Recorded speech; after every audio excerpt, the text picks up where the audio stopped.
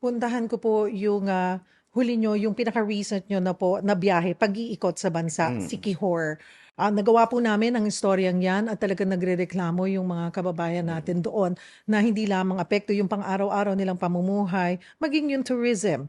So, kuryente po talaga, napaka-unstable pa rin ng kuryente at ilang lugar sa Visayas. Mm. Maging, pagdating po sa Luzon naman, tubig, Mm. and eto pong, problemang ito ay konektado sa mga, private sector Mm. providers. Mm. Ano po ang inyong, utos, ang inyong bilin na paano aayusin ito? I have always approached ito yung mga problemang ganito. Meron lang akong laging in my head na sinasabi, ang una mong reaction, fix the problem, not the blame. Mhm, Kasi mhm. sinasabi, sinong dapat mananagot dyan? Sinong ganyan? Oh, sige, sige. Pero ayusin muna natin yung problema. And the way we fix the problem, we brought 2 generators from Palawan. They are now in Siquijor. They're already functioning. Maayos na. We even had to provide the fuel.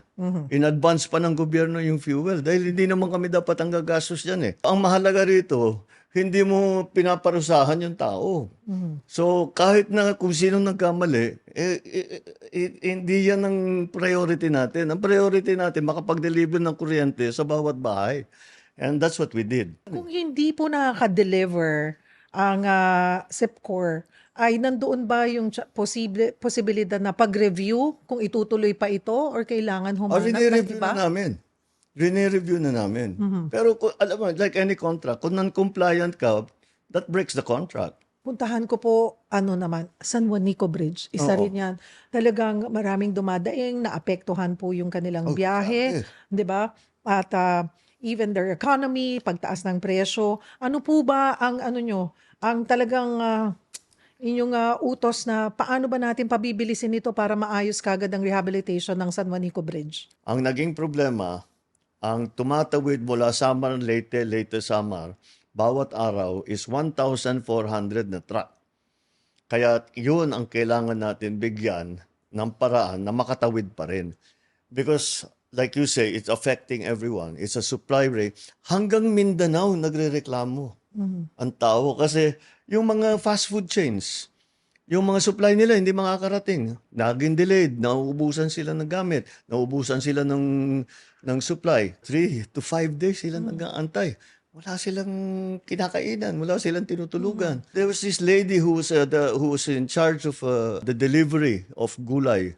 Sabi niya, wala na. Yung patatas namin, tumubo na. Ganun katagal kami nagantay. Yung iba, nasira na. So, we made a system, put a system in place. It will be implemented by the Coast Guard na ang perishables have priority para hindi masira naman yung produkto. Ang San Juanico Bridge, lahat ng mga tulay, kailangan may maintenance yan, major maintenance yan every 3 years. Bago ka mag-maintenance, pupuntahan mo, titignan mo ano yung sira, ano yung kailangan, ano yung aayusin, bawat span, titignan mo. Nagulat ang aming mga engineers, sabi nila, malala na pala ito. Dahil yung maintenance sa nakaraang ilang dekada, hindi naman ginawa.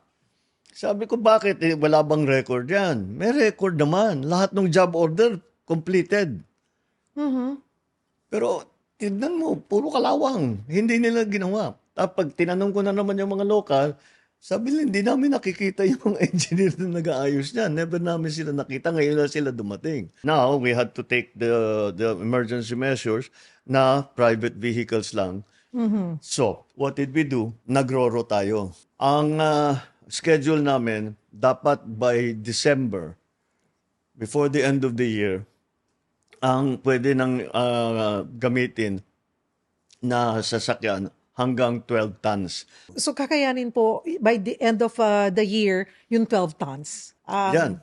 That's another one na that's a test. Sabi ko, pag hindi nyo natapos yan, tatanggapin ko yung resignation nyo. Siguro po mensahe natin sa mga kababayan natin na pinakaapektado nito, ang mga kababayan natin sa Leyte at Samar. Ano po ang mensahe nyo sa kanila? Well, I'm sorry na nangyari ito. At alam ko yung nararanasan ninyo, nararanasan ng ating mga transport operators, ang nararanasan ng ating mga negosyante. Kaya asahan ninyo, talagang minamadali namin na maayos kaagad ito. And we'll make sure that you will be safe. We will bring the services of San Juanico back to normal. Galing po kayo ng Siquijor, punta ako, biyahe tayo pabalik ng Maynila. Mm. Kasi recently po, sumakay kayo naman ng MRT. Mm-mm. Kung kayo po ay regular commuter, kung araw-araw ho kayong commuter, mararamdaman nyo sigurado yung siksikan, delay, at init. Hanggang kailan po ba nga magtitiis po ang taong bayan, Mr. President? Well, first of all, hindi to first time na sumakay ako ng MRT. Madalas namin gamitin yung MRT dahil sa traffic. Mas mabilis eh.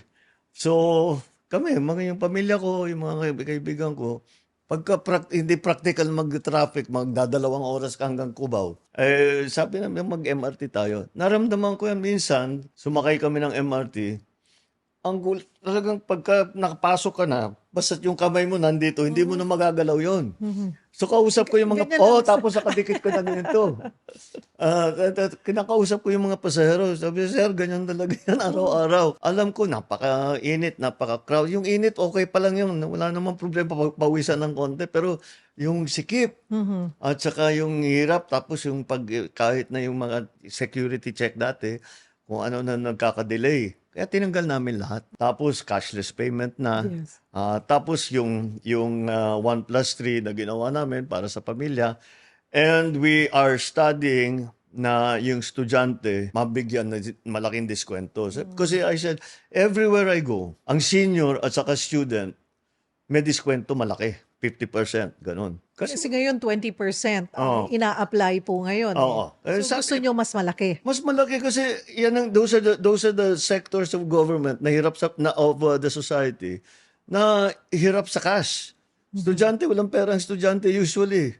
Yung mga matatanda ko, konti lang ang hawak nilang pera. So, bakit pa natin pababayarin? They already served the country, nagtrabaho sila ng buong buhay nila. Dapat naman magbigyan natin ng konting benepisyo, di ba? Pinahaba natin yung trend. Dadalasan natin yung ng trend. Ngayon, those are the things that we can do immediately. Of course, we have the very big projects. Also, we have the subway project. We will be able to open it na umabot na sa Valenzuela. We have the extension of the MRT. So, but these are long-term projects. But they will come. They will come. You will start to see the completion of some of the phases by late this year, next year. 3+1, marami pong natuwa doon. Oo. Ewan ko kung may nakarating na po sa inyo na may mga umaapila, baka naman gustong gawin na everyday na. Yung 3+1. Sabi ko, hindi kaya. Oo. May nakarinig po, may na-interview po kami na maganda po yan, malaking tipid po sa amin. Araw-araw ba yan? Ay, hindi po pwede. Linggo lang. Linggo lang. Kasi every Sunday. namin, linggo is a family Day. Is a family day. So that's what we are trying to encourage. Puntahan ko naman po ang NCAP. Oh. Marami po ang nagagalit or nainis at pumupuna sa pagpapatupad muli nitong no contact apprehension policy dahil ang sinasabi po ay nangyayaring gatasan. Hindi rin po kasi magaan yung babayaran mo nasa 1,000 din pag ikaw ay natikitan po. Pero ano ho ba ang gusto nyo dito? Ito ba ay sinusuportahan nyo? Ipagpapatuloy ba to? Or iniisip nyo pinag-iisipang itigil din muna at pag-aralan pa? In principle, agree ako dyan sa no contact. Agreed ako dyan. Magandang layunin yan. Ang layunin yan is yung traffic, yung masundan ng rules of the road. Na hindi tayo kung ano-anong yung ginagawa natin. And then, bawas yan sa korupsyon. Kasi, Taliwas sa sinasabi ng iba na ginagawang gatasan. para sa akin, it will be the opposite. Kasi, magsabi na tayo ng totoo. Pag hinuli ka ng pulis, lisensya mo. May nakadikit doon sa lisensya. May nakasiksik na doon sa lisensya mo, mga 200, 500, baka malaki na. Mag-ingat ka, huwag mo nang uulitin. Pero nasuhulan mo na. Ito, it will be based solely kung ano yung nasa picture. Pagbabayad siya ng multa, hindi binibigay sa kahit na anong tao. It's straight to the system. Puntahan ko po yung EDSA Rebuild, yung rehabilitation. Lahat kami naghahanda na. Niniisip na kung saan dadaan.